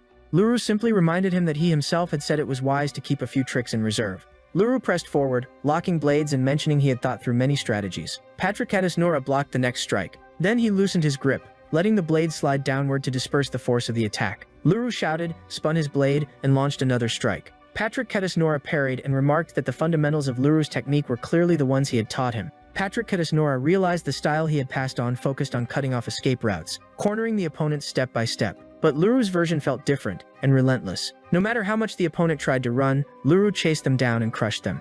It wasn't illogical, but it didn't follow standard patterns either. It felt like Luru had real battlefield experience. Patrick Nora asked if he was a genius, but Luru denied it. Patrick Nora replied that his technique resembled that of a rational fighter, shaped through combat experience. Luru was surprised Patrick Nora figured that out after only a few exchanges. Luru's Leonord knew it was true. He carried years of combat experience from a past life and had merged the Demon King's aggressive style with modern orthodox swordsmanship, refining both. Given that, Patrick Nora noted that customizing a high-level art like traditional swordsmanship shouldn't come so easily, but chose not to press further. Besides, both of them were nearing their limits. Patrick raised his sword and began releasing part of his magical power, declaring the next move would end the duel. Luru smiled, recognizing the technique. It was pure simplicity, embodying everything about orthodox swordsmanship. Even so, it was more refined than anything Rush or even Luru could currently execute. Luru lifted his own sword, confident he had a counter ready. Patrick Nora charged forward, shouting that he was coming. Luru answered with equal confidence, telling him to bring it on. Both rushed in at the same time, delivering a single decisive strike aimed at each other. Hours later, he woke up and saw people drinking around him, making him wonder where he was and if it was a tavern. Iris, sitting beside him, told him he had finally woken up. He asked why they were there. She explained that during the earlier fight with Patrick Nora, he lost and passed out. That made him recall the moment Patrick Nora struck him with that final blow. He had lost consciousness, accepted the defeat calmly, and asked Iris why there was a celebration, especially since he had lost. He questioned whether this wasn't supposed to be a test he had failed. Iris explained it wasn't about winning or losing. After all, even Rush and the others had been defeated by Patrick Nora, yet they still set out on their journey confidently months earlier. It clicked as Iris continued, explaining the banquet was to celebrate his departure. She then pointed at Patrick Nora, who was proudly telling everyone how Luru's birth had been easy and how those tiny hands had gripped his finger so tightly, making him certain Luru would grow strong. Iris noted that Patrick Nora had been going on non-stop and was already on his third round of the same story. Yeah, bro unlocked infinite storytelling mode. Luru asked how Patrick Nora never got tired, and Iris replied that drunk people were always like that, adding that no matter the era, she remembered similar moments from her past, recalling her father drinking and chatting with Luru's Demon King self. Hours passed, and the villagers slowly returned home, while others passed out from drinking too much. Meanwhile, Media approached him while Iris slept on his shoulder. Media gently said he had worked hard and praised him for doing well. Noticing Iris asleep beside him, Media asked if she was interrupting something. He replied that he was just about to wake Iris. Iris quickly pulled away from his shoulder, embarrassed, but he said the timing was perfect. Media then asked Iris if they should head back to sleep. Iris agreed, apologizing for falling asleep on her brother's shoulder. He assured her he didn't mind at all, saying he was just about to tell Media he would head home soon. Patrick Nora walked over and sat beside him, asking if the star of the show was already planning to leave. Media said they would head back first, and Iris gave a small bow in farewell. He nodded, telling them to take care, and watched as they left the tavern. Patrick Nora then asked if he was feeling better now. He replied that he was fine, though he had hoped to achieve a clear victory and pass the test, leaving Patrick Nora briefly speechless. Patrick Nora suddenly asked why he didn't fight seriously, catching him completely off guard, but then burst into laughter, saying it was just a joke and there was no need to look so shocked. Luru told him not to say strange things out of nowhere, and Patrick Nora, still laughing, agreed. Then Patrick Nora asked if he was right in thinking Luru couldn't fight seriously because he was determined to keep certain things hidden. Luru looked at him, wondering when he had figured it out. He apologized and explained he never intended to hide it forever. He just thought it was better to keep it as a hidden card for now. Patrick Nora admitted he had taught him the value of having a hidden card, but added that he expected Luru to give everything in the final fight. Seeing the slight frustration on Patrick Nora's face, Luru smiled. It was obvious Patrick Nora had realized he was holding something back. Even if he didn't know it was ancient demonic power, since magic had been forbidden in the test, Luru had still fought with everything he had, at least everything within human limits. If he had used his Demon King powers, it would have required magic, which he had deliberately avoided. He reflected that by doing so, he had technically deceived Patrick Nora. Even so, he knew it was rare for his father to show that level of emotion. And if it were Patrick Nora, he believed that even after learning the truth, he wouldn't be afraid or spread the information unnecessarily. He then asked Patrick Nora if they could fight again, but this time with no restrictions, and Patrick Nora, intrigued, asked if he truly meant going all out. Luru nodded and added that if they were going to fight, he wanted Patrick Nora to give everything as well. Patrick Nora looked confused at first, then agreed, mentioning he hadn't held back as much as Luru might have thought in their previous match. Luru shook his head and clarified that he meant both of them should use magic, and that Patrick Nora should not rely on the artifact that suppressed his strength. Patrick Nora frowned and asked if Luru was mocking him. He reminded Luru that he was one of the kingdom's top swordsmen, and now his son was asking him to fight seriously against a 14-year-old. Yeah, pride just took critical damage. Luru only gave a faint smirk, thinking that this intensity was exactly what he needed. Calmly, he told Patrick Nora that if he didn't fight seriously, he wouldn't be able to give his all either. He added that he would be leaving the day after tomorrow, so if they fought again the next day, no one would be around to see it. Patrick stared at him for a long moment before agreeing. He warned Luru that if they were really going to fight, he wouldn't hold back, and if Luru got hurt and his journey was delayed, he wouldn't be allowed to complain. Luru replied that those were the words he should have said himself, catching Patrick Nora off guard and making him laugh. Patrick Nora finally accepted, declaring that as Luru wished, he would show him the full power of the greatest swordsman in the kingdom of Leonard. The next morning, before sunrise, Luru took out a coin. Patrick Nora noticed and asked what it was for. Luru explained it would serve as the signal to start the fight. He suggested tossing it into the air and beginning the moment it hit the ground. Patrick Nora replied that he was ready whenever Luru was. He just had to throw it. Once he felt ready, Luru teased him, saying he looked confident and that he would accept the idea. Then Luru released his ancient aura, catching Patrick off guard. Patrick Nora admitted he hadn't expected Luru to be this strong. Luru clarified that he still wasn't at full power. There was still a portion of his strength he couldn't fully control. Patrick Nora raised his sword, saying he didn't fully understand, but what mattered was that Luruslia Nord was serious, and it was time. Luru agreed, placed the coin on his thumb, and flicked it high into the air. The coin spun upward, then slowly descended until it struck the ground. At that instant, both he and Patrick Nora braced themselves and rushed forward, their blades clashing at the center with a sharp crack. Patrick Nora admitted he was surprised. He hadn't expected the gap between them to be so small. Luru replied that he hadn't expected it either, and admitted he still had a long way to go. Patrick Nora tightened his grip on his sword, saying he had planned to end the fight with a decisive strike. The boy was pushed slightly backward, creating distance, but immediately surged forward again, positioning his blade for a frontal attack.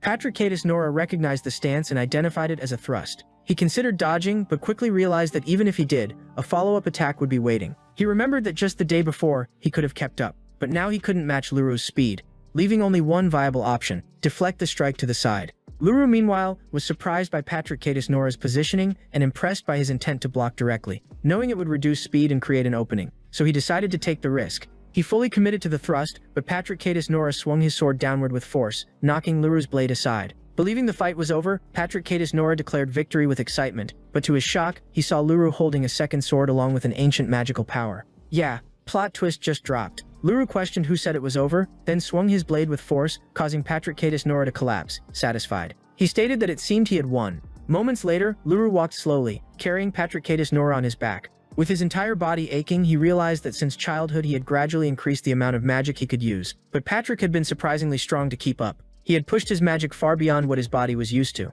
and now he was paying the price with intense muscle pain. He wondered if he would always have to endure this kind of strain just to expand his magical capacity. As he reflected, he thought about the heroes of history, humans who had repeatedly surpassed their magical limits to defeat the most powerful demons. He realized their efforts were truly extraordinary, and it inspired him to fight at that level someday. When he returned, Iris greeted them and asked how the fight went. He assumed Iris had already sensed the magic he used, but simply said that he had won. It hadn't been a perfect victory, he admitted, but if they fought again, he was confident he would win without question. He added that Patrick Cadis Nora had been far stronger than he expected, surprising Iris. She remarked that it was rare for him to praise someone openly, and asked if Patrick Cadis Nora was really that skilled. He confirmed and added that, depending on the equipment, if Patrick Cadis Nora had been born in that era, he might have been able to compete. That left Iris stunned, as it meant Patrick Cadis Nora was on the same level as her biological father. At that moment, Patrick Cadis Nora stirred and asked where he was. Luru answered that they had returned to the village. Patrick, recognizing the surroundings, accepted his defeat. He slowly climbed down from Luru's back, remarking that he always believed the world was vast, but never expected his first loss in years to come from his own son. As Patrick Cadis Nora struggled to move, Luru supported him and warned him not to push himself. It was clear Patrick Cadis Nora had used more magic than he realized. Patrick Cadis Nora then asked Iris if she had noticed anything. Iris replied that she saw them leave early in the morning and waited for them at the village entrance. Patrick Cadis Nora asked if she truly understood how strong Luru was, and she explained that when Luru rescued her from the ruins, she had already glimpsed that power. Patrick reassured them, saying that with the two of them together, he no longer worried about them becoming adventurers, but reminded them there would be times when strength alone wouldn't solve everything. When those moments came, they should never hesitate to rely on others. People like him, media, Grandy, or anyone they could trust. He asked if they understood. Lurisly and Nord reflected that if strength alone could solve everything, then simply teaming up with the hero would have been enough. But the world didn't work that way. He nodded, assuring Patrick Cadis Nora that he understood and would remember the advice. Patrick Cadis Nora smiled warmly at them and turned to walk ahead, reminding them it was time to go home and start packing for the journey. Luru and Iris exchanged a knowing look and a quiet smile. Then they followed Patrick Cadis Nora back home. The next day, a carriage waited at the village entrance. The villagers had gathered to say their farewells. Standing beside their parents, media watched the moment and said it was finally time to leave. The villagers said they weren't going off to war or anything, and they were sure news about them would spread quickly. After all, they were students of Patrick Cadis Nora. Media smiled gently and said she had never really worried about them, but her eyes filled with tears as she added that they had both grown into such remarkable people. She hugged him tightly and told them not to do anything reckless and to take good care of each other. And that's where the story comes to an end, for now. If you enjoyed it, you already know what to do. Leave a like, subscribe to the channel, and turn on notifications so you don't miss any upcoming videos. Comment Reborn Baby down below. The more comments we get, the faster I'll bring the continuation. I'll also leave 2 recommended videos from the channel for you to check out. See you in the next video.